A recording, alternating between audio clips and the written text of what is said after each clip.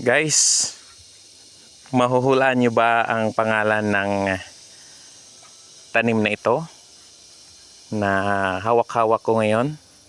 Ang kanyang tangkay.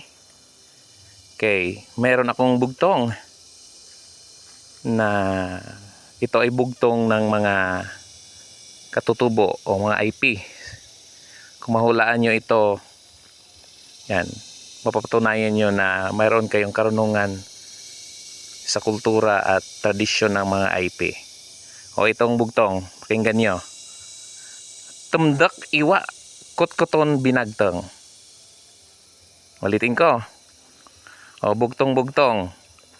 Tumdak iwa kutkuton binagteng. Ayan nga po mga guys. Like and comment sa mga nakakaalam ng sagot sa aking bugtong. Yan. At sa pangalan mismo ng tanim na ito.